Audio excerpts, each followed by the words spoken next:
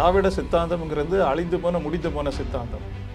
அதை கண்டிப்பாக தமிழ் தேசியம்தான் என்று எடுக்கும். இவ்வளவு கட்டமைப்பு அவங்க வச்ச அந்த கட்சி எதுக்கு இந்த மற்ற கட்சிகளோட கூட்டணிக்கு பேரம் பேசிக்கிட்டும் கூட்டணிக்கு எதுக்கு அலையிறாங்க? திராவிடத்தை பேசுறதுக்கோ திராவிடர்களை வாழ வைக்கிறதுக்கோ ஏற்கனவே 2 கட்சிகள் இருக்காங்க. இப்ப இன்னொரு திராவிடம் எதுக்கு? தேர்தலில் கண்டிப்பா ஒரு உறுதியான ஒரு மாற்றத்தை கொண்டு வரும். அதுல எங்களுக்கு நம்பிக்கை இருக்கு. மாற்றம்னா எப்படி? இப்போ நாங்க கிராமத்துக்கு போகும்போது மக்கள் என்ன சொல்றாங்க தெரியுமா? என்ன இருந்தாலும் சீமான் மாதிரி வராது, தனிச்சு நிக்கிறாரு பாருங்க. எதுவா இருந்தாலும் இல்ல, அதே சீமானை ஒரு குறையும் சொல்றாங்க. காலையில ஒரு மாதிரி பேசுறாரு, மதியம் ஒரு மாதிரி பேசுறாரு. என்ன பேசுறாரு? விஜயை ஒரு கட்டத்துல ஆதரித்தார், ஒரு கட்டத்துல விஜய் எதிர்க்கிறார். இதே ஒரு உதாரணம் தானே இது. இப்ப இது காலையில அப்படி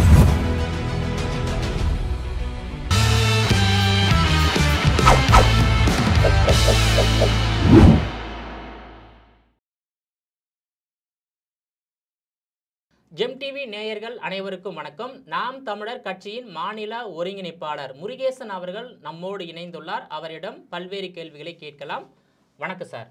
வணக்கம். இப்போ 2026ஆம் ஆண்டு நடைபெறவுள்ள சட்டமன்ற தேர்தல் என்பது தமிழ் தேசியத்திற்கும் திராவிட சித்தாந்தத்துக்கும் நடைபெறக்கூடிய ஒரு தேர்தல். அப்படின்னா தமிழ் தேசியத்தை தூக்கி பிடிக்கின்ற நாம் தமிழர் கட்சிக்கும் திராவிடத்தை தூக்கி பிடிக்கின்ற ஆளுங்கட்சியான திமுகவுக்கும் நடைபெறுகின்ற ஒரு தேர்தல்.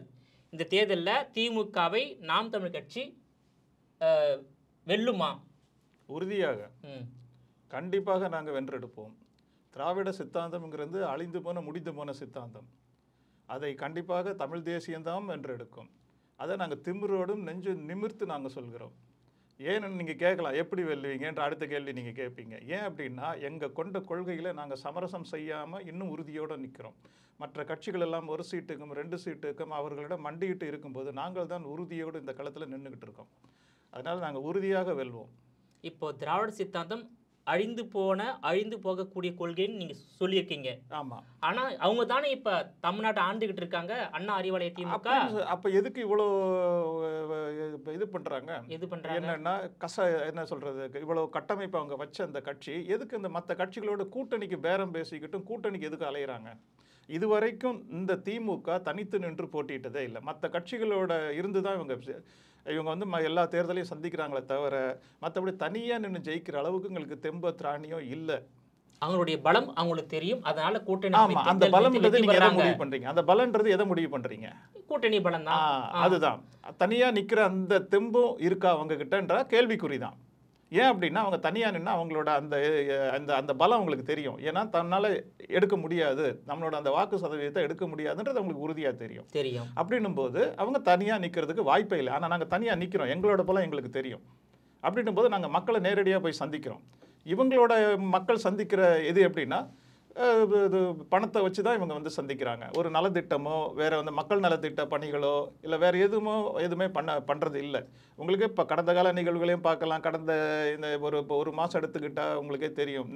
நெல் வந்து எல்லாமே உங்களுக்கே தெரியும். இதெல்லாம் பார்க்கும்போது இந்த டேட்டாவெல்லாம் எடுக்கும்போது சட்டம் ஒழுங்கு பாதுகாப்பு இன்மை எல்லாமே பார்க்கும்போது இவங்க வந்து வந்து நீங்க சொல்லக்கூடிய குற்றச்சாட்டு எல்லாம் உண்மைதான். ஆனா இருந்தாலும் தேர்தல் நேரத்துல மக்கள் அதை வைத்து ஓட்டு போடுவது இல்லை. அதான் உண்மை. இல்ல அப்படி இல்ல மக்களை நாங்க தெளிவடைய வச்சுக்கிட்டு இருக்கோம் இல்லையா? இப்ப நீங்க தெளிவடையன்னா மக்கள்கிட்ட போய் நாங்க பேசுறோம்ல. இப்போ நீங்க சொல்றது ஒரு வாதத்துக்கு சரியாக இருந்தாலும் மக்கள் அது தெளிவடைஞ்சு வந்துகிட்டு இருக்காங்க இல்லையா? ஒரு கிராமத்துல நம்ம போகும்போதோ இல்ல நீங்க சொல்ற அந்த டெல்டா மாவட்டத்திலேயே எடுத்துக்கங்களேன், அங்க உள்ள மக்களுக்கு இது புரிதல் வராதா வருமான்றதை நீங்க கொஞ்சம் யோசிச்சு பாருங்க. ஏன்னா அவங்களோட அந்த வாழ்வாதாரம் இப்படி போகும்போது நெல்லுக்கு உரிய விலை இல்லை, அதை கொண்டு போய் வைக்க இடம் இல்லை. அப்படின்னும் போது அவங்களுக்கு கொஞ்சம் யோசிப்பாங்க இல்லையா? அப்படி யோசிச்சு எங்களோட மாற்றத்தை அவங்க எதிர்பார்ப்பாங்கல்ல. அப்படி வரும்போது தான் நாங்கள் அவங்க தேடுற ஒரே கட்சி நாம் தமிழர் தான். அவங்க கூட நாங்கள் பயணிச்சுக்கிட்டே இருக்கோம்ல. சரிங்களா? ஸோ இப்படி திமுகவுக்கு மாற்றான கட்சி வந்து நாம் தமிழ் கட்சி தான். அதாவது நாங்கள் வந்து இந்த கட்சிக்கு மாற்று அந்த கட்சிக்கு மாற்று நாங்கள் வரல. எல்லாம் அடிப்படை சுத்தமாக இடிச்சு போட்டு ஒரு புது கட்டமைப்பு எழுப்புறதுக்காக நாங்கள் வந்துகிட்டு இருக்கோம். ஒட்டுமொத்த அரசு முதல் இடத்துல வரக்கூடிய திமுக ஒரு மேடையை போட்டு உட்காந்து அதுல உட்காந்து ஆட்சி செய்ய நாங்க வரல. அதிமுக ஒரு கட்டமைப்பு வச்சிருக்க அதுல வரல. முற்று முழுது நீக்கிட்டு ஒரு புதிய கட்டமைப்பை நோக்கி என்ன சொல்றது, மக்களோட அந்த அடித்தளத்திலேருந்து நாங்கள் ஆட்சி அமைக்கணும்னு நாங்கள் உறுதியேற்று வந்துட்டு இருக்கோம். சரிங்களா? அதனால தான் நாங்கள் அடிப்படை அரசியல் மாற்றம் என்ற ஒரு கொள்கையை நோக்கி ஒரு சித்தாந்தத்தை நோக்கி நாங்கள் நகர்ந்துக்கிட்டு இருக்கோம். அப்படின்போது அவங்கள நீங்கள் நீக்குவீங்களா, இவங்களை நீக்குவீங்களா, அது எங்களுக்கு வேலை இல்லை. நாங்கள் மக்களை நோக்கி பயணிக்கிறோம். எங்களோட திட்டமிடல், எங்களோட அந்த கொள்கையை மக்கள்கிட்ட முன்னிறுத்தி மக்களை நோக்கி நீங்க பயணம் செய்றீங்க. மக்கள் நாம் தமிழர் கட்சியை நோக்கி பயணம் செய்யறாங்களா? வராங்களே. அவங்களுக்கு வந்து என்ன அடிப்படை உரிமைகள் பாதிக்கப்படும் போது அவங்க தேடுற ஒரே கட்சி நாம் தமிழர் கட்சி தானே. அப்படி தேடி இருந்தா இதுக்கு முன் அதுதான். இப்ப நீங்க என்னன்னா இல்ல கேளுங்களேன், நீங்க சொல்றது என்னன்னா ஒரு பிரச்சனை நோக்கி பார்க்கும்போது தான் வந்து மக்கள் எங்களை தேடி வராங்க. நீங்க ஒட்டுமொத்த தமிழகத்தை நோக்கி சொல்றீங்க. ஒரு மக்கள் இடத்துல வந்து ஒரு பிரச்சனை வராதும் போது என்னன்னா அவங்களோட அந்த இருக்கிறத தான் பார்த்துக்கிட்டு இருக்காங்க. இப்போ இந்த பரந்தூர் விமான நிலையத்தை எடுங்க, முட்டுக்கட்டை போட்டு நிப்பாட்டி வச்சிருக்கிறோம். எல்லார் கட்சியும் அதை கிளைம் பண்ணுவாங்க. எங்களை மீறி பண்ண முடியுமான்னு எங்களோட அண்ணன் சீமான் சொல்லி என்ன மீறி நீ கமைச்சு பாருன்னு சொல்ற அந்த தைரியமும் வல்லமையும் எந்த தலைவருக்கு இருக்கு? பேனாசிலியை நான் கடலில் அமைப்போன்னாங்க, நீ வைடா நம்ம உடைச்சிக்கிறேன்னு சொன்னார். இன்னை வரைக்கும் அவங்களால அமைக்க முடியல. இந்த ஒரு உறுதித்தன்மை எந்த தலைவர்கிட்ட இருக்குன்றதை நீங்க சொல்லுங்க. இப்போ நேற்று கூட வந்து முதலமைச்சர் மு க ஸ்டாலின் கருத்தை தெரிவித்துள்ளார். தமிழ்நாட்டில் 4 முனை போட்டி இருந்தாலும் 2வது முறையாக வெல்லக்கூடியது திமுக தான், 7வது முறையாக நாங்கள் ஆட்சி அமைக்க போவது திமுக தான் உறுதியாக சொல்லியிருக்காரு. அவங்க சொல்லிக்கிறாங்க. ஆனா தமிழ்நாட்டு மக்கள் வந்து யாரை ஆதரிக்கக்கூடிய மனநிலை இருக்கிறாங்க. அது முதலமைச்சர் ஸ்டாலின் அவர்கள் சொல்லியிருக்காரு, வாஸ்தவம் தான், இல்லைன்னு சொல்லலை. ஆனால் அது அவரோட விருப்பத்தை தெரிவிச்சிருக்காரு. இப்போ எங்களோட ஒரு குறைந்தபட்ச கேள்வி அவரோட விருப்பத்தை தெரிவிக்கும். எல்லாருக்கும் அந்த விருப்பத்தை தெரிவிக்கிற உரிமை உண்டு. ஆனால் அதுக்குன்னு ஒரு வரைமுறை இருக்குல்ல, எதை வச்சு இவர் சொல்கிறாரு. சரி, கடந்த கால ஹிஸ்ட்ரின்னுவாங்க, கடந்த கால வரலாறு, கடந்த கால பாதையை பார்க்கும்போது திராவிட முன்னேற்ற கழகம் 2வது முறை எப்பவுமே ஆட்சி செஞ்சது இல்லை, தொடர்ந்து செஞ்சது இல்லை. இப்போ எந்த நம்பிக்கையில் இப்படி சொல்கிறாருன்றது தெரியல. அப்படின்னும் போது இவங்க பண்ற இப்போ கடந்த ஓராண்டு நிகழ்வை பார்க்கும்போது ஏகப்பட்ட சட்ட சிக்கல்கள், ஏகப்பட்ட இறப்புகள், ஏகப்பட்ட கற்பழிப்புகள், ஆணவ கொலைகள், எல்லாமே அதிகரிச்சிருக்கு. மக்கள் பார்த்துக்கிட்டு இருக்காங்கல்ல. அதை பார்த்துட்டு இவர் நான் நல்ல ஆட்சி அமைப்புன்றது சொல்றது, இது என்னவோ வந்து பேசுறதுக்கு வேணா காதுல தேனை ஊற்றி ஊசுற மாதிரி இருக்கும். ஆனால் கள நிலவரம் அப்படி இல்லை. நாங்கள் மக்களை களத்தில் சந்திச்சுக்கிட்டு இருக்கோம். சந்திக்கும் போது அவங்க பண்ற அந்த ஆதங்கம், அவங்க பேசுற அந்த தோணி, இதெல்லாம் வந்து நமக்கு வந்து ஒரு மாற்றம் அவங்க எதிர்பார்க்குறாங்கன்றது தோணுது. ஸோ அப்படின்னும் போது நாங்கள் இந்த 26 தேர்தலில் கண்டிப்பாக ஒரு உறுதியான ஒரு மாற்றத்தை கொண்டு வரும். அதில் எங்களுக்கு நம்பிக்கை இருக்கு. மாற்றம்னா எப்படி? அதாவது ஒரு 10 சீட்டு 20 சீட்டு ஜெயிக்கிற மாதிரி மாற்றமா, இல்லை எதிர்கட்சி இல்லை ஆளுங்கட்சியாக வரக்கூடியது மாற்றமா? ஆமாம், இப்போ என்னன்னா நாங்கள் ஆட்சி அமைக்கிற அளவுக்கு நாங்கள் உறுதியோடு நிற்கிறோம் இல்லையா? ஆட்சி அமைக்கிற அளவுக்கு ஜெயிப்பீங்க. 118 இடத்துல நீங்க ஜெயிப்பீங்களா? கண்டிப்பா. 234 தொகுதியில நாங்க நிக்கிறோம்ல. நிக்கிறீங்க சார். அதுல வந்து 50% ஆண்களுக்கு 50% பெண்களுக்கு நீங்க வந்து சரிசமமா இட ஒதுக்கீடு கொடுத்திருக்கீங்க. நீங்க வந்து தமிழ்நாட்டு மக்கள் நம்புறீங்க. ஆனா தமிழ்நாட்டு மக்கள் நம்பி எப்படின்னா நாங்க வந்து மக்களை முழுமையா நம்புறோம். ஆனா மக்கள் வந்து முழுமையா நம்புறாங்களா இல்லையான்னு அவங்களோட இந்த 60 ஆண்டு ஆட்சி இந்த காலத்துல மக்களை வந்து சோத்துக்கும் இந்த மாதிரி கையேந்திர நிலைக்கு மக்களை தள்ளிட்டாங்க. இப்போ என்னன்னா ஒரு வேளை சோத்துக்கே மக்கள் வந்து கஷ்டப்படுற நிலைமைக்கு இவங்க கொண்டு வந்துட்டாங்க. அப்படின்னும் போது அந்த நேரத்தில் இவங்களுக்கு ஒரு என்ன சொல்றது, ஒரு நலத்திட்டமோ இல்லை ஒரு மக்களுக்கு ஏதாவது செஞ்சு அந்த ஓட்டை வந்து என்ன அறுவடை பண்ணலை, லஞ்சம் கொடுத்து வாங்குறாங்க. அப்படின்னும் போது அதை மக்களுக்கு நாங்க புரியப்படுத்துறோம். அப்படி பண்ணாதீங்க, எல்லாத்தோட வலிமை. நீங்க இப்ப ஈரோடு தேர்தல் நீங்க பாக்கலையா? என்ன சொல்றது, ஒரு பஸ்ஸில் வந்து டூர் அழைச்சிட்டு போயிட்டாங்க. நாங்கெல்லாம் பிரச்சாரத்துக்கு போகிறோம், வீட்டில் ஆளே இல்லை. 3 வேளை பிரியாணி, ஆண்களாக இருந்தால் மது, ஒரு நாளைக்கு வந்து 500 ரூபா காசு, எல்லாம் அப்படியே ஒரு பட்டியல ஆட்டை அடைக்கிற மாதிரி அடைச்சி வச்சு தான் தேர்தல் பண்ணாங்க. இதெல்லாம் உங்களுக்கு தெரியாதா? இதே சலுகை 2026 தொடர்ந்தா எப்படி நாம் தமிழ் கட்சி ஜெயிக்கும்? இல்லை, அதுதான் இப்போ என்னன்னா, இப்போ இதே தொடரும் அப்படின்னா அது வந்து ஒரு தொகுதியில் உள்ளது. இப்போ இவங்க முழுக்க தமிழ்நாடு மக்களை வந்து பட்டியல அடைக்க முடியாது. ஆனா ஓட்டுக்கு காசு கொடுக்கறது எல்லாம் கண்டிப்பா நடக்கும். அதையும் மீறி தமிழ்நாட்டு மக்கள் நாம் இல்ல அதையும் மீறி தானே எங்களுக்கு 30 லட்சம் ஓட்டு எங்களுக்கு வந்திருக்கு. இவ்வளவு கட்டமைப்பு இருந்தும் 8.25% எங்களுக்கு எப்படி இந்த மக்கள் கொடுத்தாங்க? தமிழ்நாட்டுல ஓட்டு எவ்வளவு தெரியும்? மொத்தம் 6,16,12,950 வாக்குகள் இருக்கின்றது. இதுல 30 லட்சம் வாக்குகள் உங்களுக்கு வந்துட்டா ஆட்சி அமைக்க முடியாது. அதைத்தான் சொல்ல வரேன். குறைஞ்சது 35ல இருந்து 40% வாக்கு வாங்க வேண்டும். நீங்க சொல்றதெல்லாம் வாஸ்தவம் தான். நான் அதுல மாற்று கருத்து இல்ல. அதை நோக்கி தான் நாங்க பயணிச்சுக்கிட்டு இருக்கோம்னு சொல்ல வரேன். ஏன்னா நாங்க மக்களோட நிக்கிறோம், மக்களுக்காக நிக்கிறோம். நான் அந்த சீட்டுக்காக நாங்க நிக்கல, பேரம் பேசுற இடத்துல நாங்க இல்ல. அந்த கருத்தை உள்வாங்குங்க. இப்போ நாங்க கிராமத்துக்கு போகும்போது மக்கள் என்ன சொல்றாங்க தெரியுமா? என்ன இருந்தாலும் சீமான் மாதிரி வராது, தனிச்சு நிக்கிறாரு பாருங்க எதுவா இருந்தாலும். இல்ல அதே சீமானை ஒரு குறையும் சொல்றாங்க. காலையில ஒரு மாதிரி பேசுறாரு, மதியம் ஒரு மாதிரி பேசுறாரு, மாலையில ஒரு மாதிரி பேசுறாரு, மாறி மாறி பேசுறாரு. அவர் பேச்சுல வந்து ஒரு நிலையான தன்மை இல்லை என்ற குற்றச்சாட்டு வைக்கிறாங்க தவிர வேற எந்த குற்றச்சாட்டையும் வைக்கல. இருங்க. காலையில என்ன பேசினாரு, மத்தியம் என்ன பேசினாரு, இரவு என்ன பேசினான்றத சொல்லுங்க. ஏதாவது ஒரு நிகழ்வு சொல்லுங்க. சொல்லக்கூடாது. அவர் பேச்சுல வந்து ஒரு தெளிவா இல்ல, மாறி பேசுறாரு. அதுதான் தெளிவாக இல்லன்றது என்ன விஷயம், எந்த விஷயத்துல இப்படி தெளிவில்லாம பேசினாரு சொன்னீங்கன்னா ஒரு நேரத்துல எந்த விஷயம் ஒருவரை ஆதரித்து பேசுறார். சரி. ஒரு நேரத்துல இன்னொருத்தரை ஆதரித்து பேசுகிறார். இன்னொரு நேரத்துல ஆதரித்த ஒருவரை எதிர்த்து பேசுகிறார். இதுதான் நான் பேரை குறிப்பிடல. இதுதான் இல்ல. இப்போ என்னன்னா ஒருத்தர் ஒரு விஷயத்தை நோக்கி வரும்போது அவர் குறிப்பா சொல்றார். விஜயை ஒரு கட்டத்துல ஆதரித்தார், ஒரு கட்டத்துல விஜய் எதிர்க்கிறார். இதே ஒரு உதாரணம் தானே. இது காலையில அப்படி கிடையாது, காலையில மாலை சாயந்தரம் கிடையாது, ஒரு நாள்ல நடக்கிற விஷயம் இல்ல. ஒரு காலகட்டத்துல ஒரு நம்ம தம்பி வராரு, அவருக்கு வாழ்த்து சொல்லுவோம், நம்ம உறுதுணையா இருப்போம் அப்படின்னு தான் நாங்க நினைச்சது. சரியா? இப்ப ஆனா அந்த தம்பி வந்த ஆரம்பிக்கிறோன்னு சொன்ன அந்த தம்பி வந்தது திராவிடத்தை கையில் தூக்கிட்டு வராரு.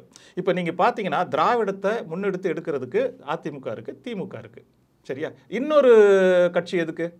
திராவிடத்தை பேசுறதுக்கோ திராவிடர்களை வாழ வைக்கிறதுக்கோ ஏற்கனவே 2 கட்சிகள் இருக்காங்க. இப்போ இன்னொரு திராவிடம் எதுக்கு? அப்போ ஏற்கனவே நாங்கள் வந்து இந்த 60 ஆண்டு கால திராவிட ஆட்சியில் எல்லாத்தையும் இழந்து, உரிமை இழந்து, எங்களோட வரலாறை இழந்து, எங்களோட தலைவர்களை இழந்து நாங்கள் இவ்வளோ தூரம் நாங்கள் போராடி எடுத்து வந்துக்கிட்டு இருக்கோம். எங்கள் தமிழை பற்றியும் மக்களை நினைக்க வச்சுருக்கோம், தமிழ் தலைவர்களை பற்றி நினைக்க வச்சுருக்கோம். அப்படி இருக்கும்போது இன்னொரு திராவிடத்தை தூக்கி வரும்போது தான் எங்களுக்கு ஆதங்கமாக அதிக என்ன சொல்கிறது கோபமும் வருது. அதனோட வெளிப்பாடு தான் அது. அதை தான் எதிர்க்கிறோம். ஏன்னா நாங்கள் ஏற்கனவே திராவிடத்தை எதிர்த்துக்கிட்டு இருக்கோம்.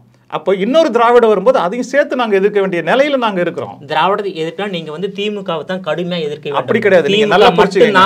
திமுக மட்டும்தான் இல்ல, திராவிட சித்தாந்தம் பெரியார் சித்தாந்தத்தை தூக்கி பிடிக்கிறாங்க. அதிமுகவோட தமிழ் தேசியம் என்ற ஒரு கொள்கை இருக்கின்றது, மற்ற கட்சியிலும் தமிழ் தேசியம் இருக்கின்றது. தமிழ் தேசியம் என்ற ஒரு கொள்கை இல்லாத ஒரே கட்சி, ஒரே ஆட்சி வந்து திமுக தான். அப்போ தமிழ் தேசியத்தை தூக்கி பிடிக்கின்ற நாம் தமிழர் கட்சி திமுகவை தான் எதிர்க்க வேண்டும், திமுகவை தான் வீழ்த்த வேண்டும். உங்களுடைய கோல் அதுதான். இல்ல அப்படி நீங்க சொல்றது தவறான இது சொல்றீங்க. தவறான இருங்க. இது என்னன்னா திமுக சரியா இருந்தா அண்ணா திமுக வந்திருக்காது.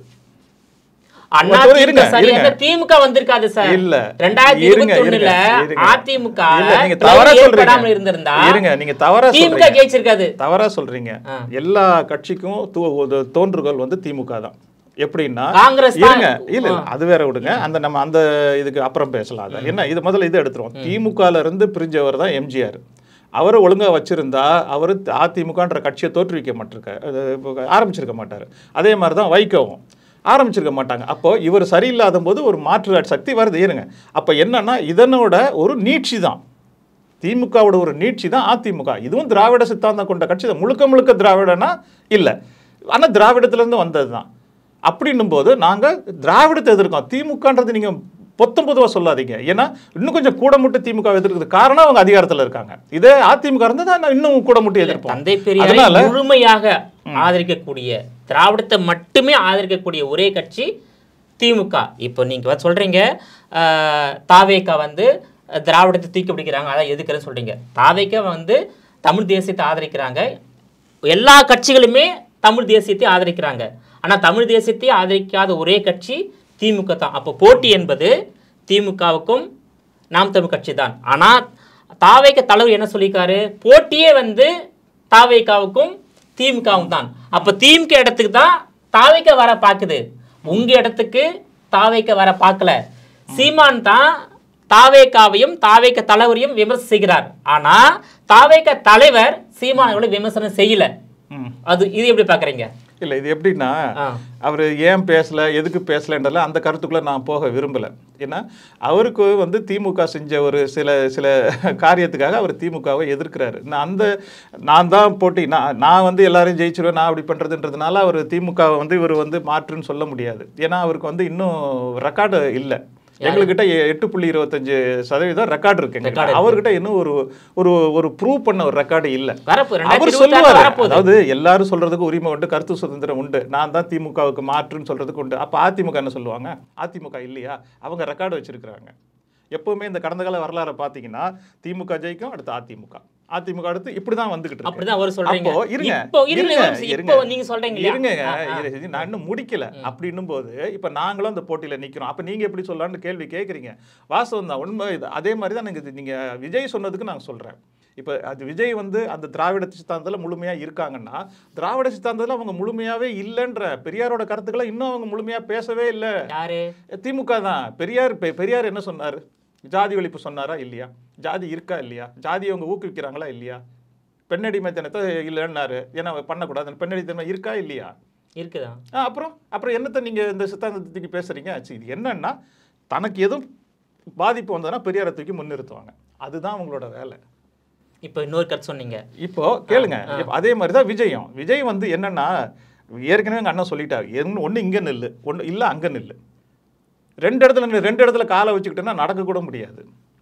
ஒண்ணு திராவிடத்தை முழுமையா வந்துரு, இல்லையா தமிழ் தேசியத்தை முழுமையா. எப்படி இதுல ஒண்ணு அதுல ஒண்ணு வச்சுட்டு இருக்க முடியும்? நீங்களே சொல்லுங்க. மற்ற கட்சிகள் என்னென்ன சித்தாந்தத்தை கடைபிடிக்கிறாங்களோ அந்த மாதிரி இவர் கடைபிடிக்கிறாரு. இல்லையா? மற்ற இதை நாங்க திராவிடம்னு சொல்லி யாருமே சொல்லலையா? பெரியாரை வளர்த்து வேணா பேசுவாங்க, சரியா? நாங்க முழுக்க திராவிடம் தான் யாருமே சொல்றது இல்லையா? இப்போ வந்து அதிமுக திமுக வந்து ஒரு பொதுவான கட்சியா இருக்கு.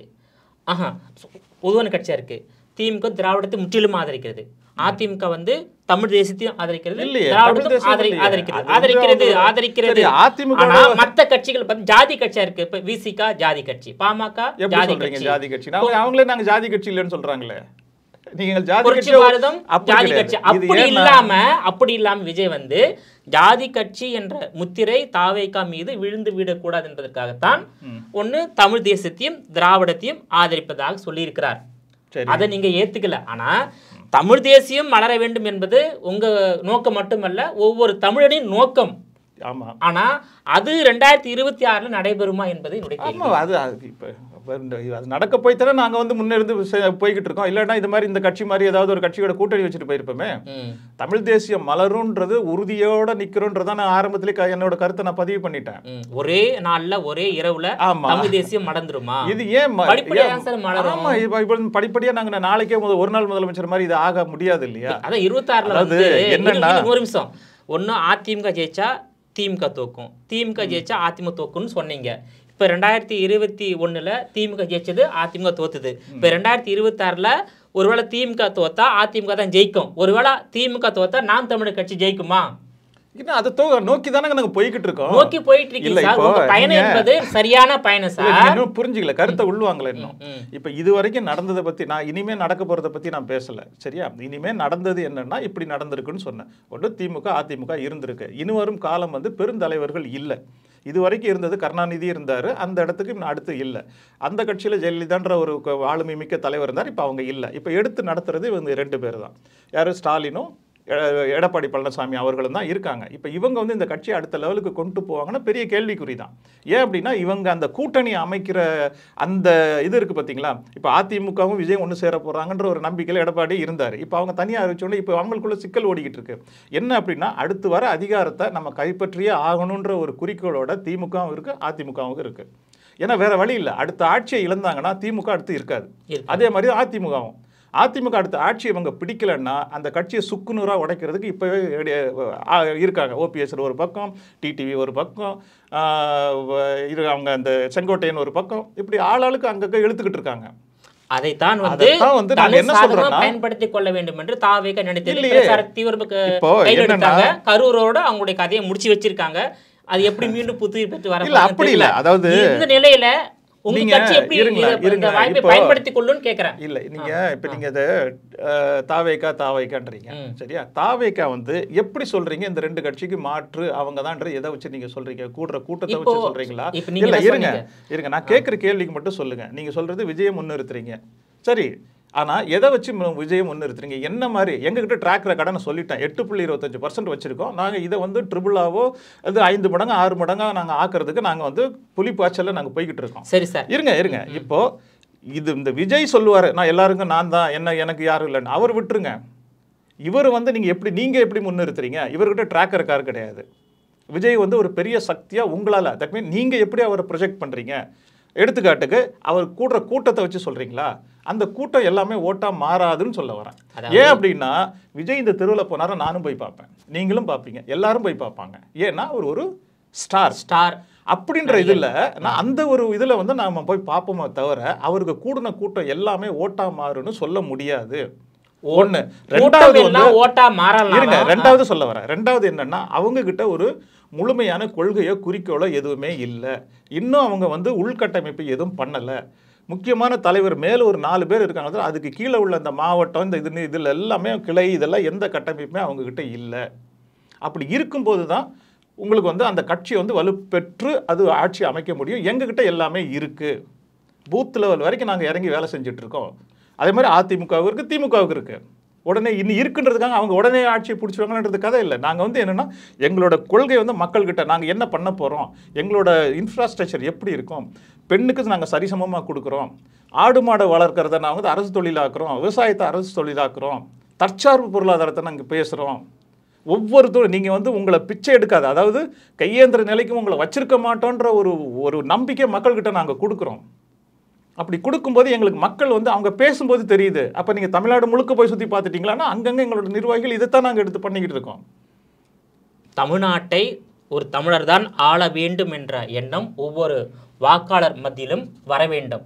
இன்னொன்று உறுதியாக அந்த ஓட்டு போடும்போது பணத்தை வாங்கி கொண்டு திமுகவுக்கு ஓட்டு போடக்கூடாது என்ற மனநிலைக்கு மக்கள் வர வேண்டும். இது ரெண்டு நடந்தா மட்டும்தான். இருங்களா இப்ப திருப்பும் ஒரு தவறான கருத்தை பதிவு பண்றீங்க.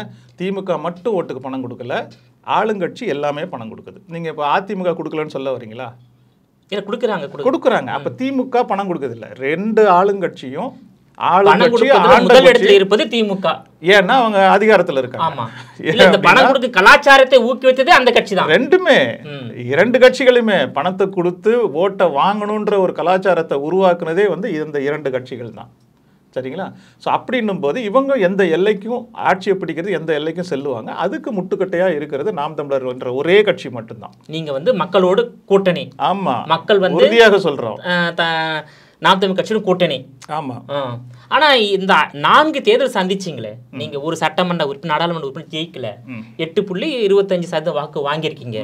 இப்போ 2026ல் 8 என்று 16% உயரலாம், இல்லை ஒரு 3 மடங்கு 24% உயரலாம். அப்படி உயர்ந்தா கூட உங்களால ஒரு 10-20 எம்எல்ஏ தான் ஜெயிக்க முடியும். இருங்க, நீங்க 10-20 இந்த கணக்குக்குள்ள உள்ள போக வேண்டாம். சரியா?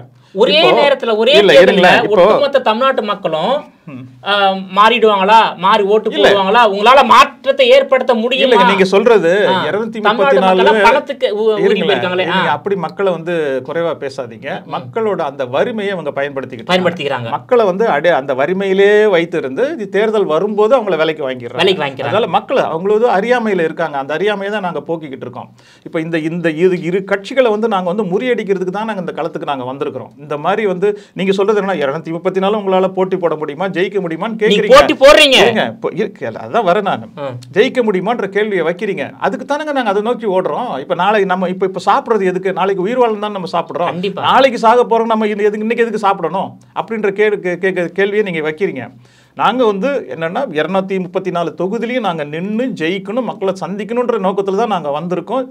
உறுதியாக ஜெயிப்போம். இன்னைக்கு இல்லைன்னா என்னைக்கு ஒரு நாள் மக்கள் வந்து அடிபடும் போது தெரியுமா இல்லையா?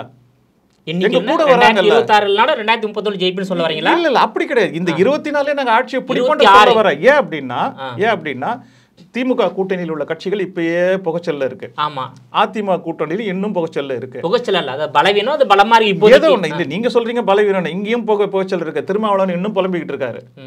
சரியா? ஸோ அதனால இப்படி அமைக்கும் போது இவங்களுக்குள்ள வந்து முழுமையாக வந்து இதை வந்து எடுக்க முடியுமான்றது, அதாவது ஆட்சி அமைக்கிற சீட்டு இவங்களுக்கு வருமான்றது சந்தேகம் தான். அப்படின்னும் போது எங்ககிட்ட ஒரு 50-60 சீட்டில் 70-80 சீட்டு வருதுன்னு வச்சுக்கோங்களேன், நாங்கள் எதிர்கட்சியாக உட்காந்து ஒரு அதிகாரத்தை ஏன் நாங்கள் ஏன் மாற்ற முடியாது? இப்போ எதிர்கட்சியாக வர முடியும் நம்பிக்கை இப்ப இருக்க இது எடுத்துக்கோம். மத்திய அமைச்சர் எல்லாம் நம்ம சந்திரபாபு நாயுடு ஆட்டி வச்சுட்டு இருக்காரு இல்லையா, அது மாதிரி நாங்க ஏன் பண்ணக்கூடாது? பண்ணலாம்.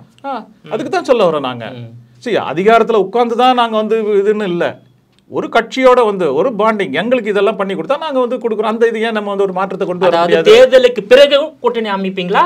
இல்ல கூட்டணின்றது வேறங்க, கூட்டணியே கிடையாது. என்ன வரைக்கும் தனித்தே சந்திப்பீங்க. ஆமா, நீங்க ஒரு 50 எம்எல்ஏ வந்தாலும் சரி யாரும் ஆதரவு கொடுக்க மாட்டீங்க, ஆதரவு பெற்று ஆட்சி அமைக்க முயற்சி பண்ணுவீங்க. அவ்வளவுதான், ஆட்சி அமைப்போம். இல்ல நாங்க சொல்றது இந்த திட்டமிடல் ஒரு வரைவு தயார் செய்து இது மாதிரி நீங்க ஆட்சி செஞ்சா நாங்க உங்க கவர்மெண்ட்டுக்கு வந்து ஒரு ஆதரவு கொடுக்குறோம். இது கூட்டணி கிடையாது. கூட்டணி வேற, ஆதரவு வேற. அப்படின்னும் போது எங்களோட அந்த ஆதரவை கொடுத்து நான் எங்களோட உரிமையை நாங்கள் தமிழ்நாட்டு உரிமையை நாங்கள் கைப்பற்றுவோம். அப்போ 2026 தேர்தலுக்கு பிறகு ஏதேனும் ஒரு கட்சி அறுதி பெரும்பான்மையுடன் வெற்றி பெறவில்லை என்றால் அப்பொழுது உங்ககிட்ட இருக்கும் எம்எல்ஏவே ஆதரவு கொடுத்து ஆட்சி அமைக்க அப்ப இல்ல பார்ப்போம். அது என்னன்னா, அதாவது செய்வீங்க, என்னன்னா இது 26 தேர்தலுக்கு பிறகுதான் தெரியும். அது கள நிலவரம் மாறும். முடிஞ்ச அளவுக்கு நாங்கள் வந்து ஆட்சி அமைக்கிறதுக்கு முயற்சி பண்ணுவோம். என்ன அப்படின்னு போது அது எப்படி வருது என்னங்கிறத அடுத்து நம்ம 26 தேர்தலுக்கு பிறகு தான் நாங்கள் உறுதி செய்வோம். மற்றும் முக்கியமான மிகப்பெரிய மாற்றத்தை இந்த தேர்தலையே நாங்கள் கொண்டு வருவோம். உங்களோட விரிவான தகவலுக்கு ரொம்ப நன்றி சார். நன்றி.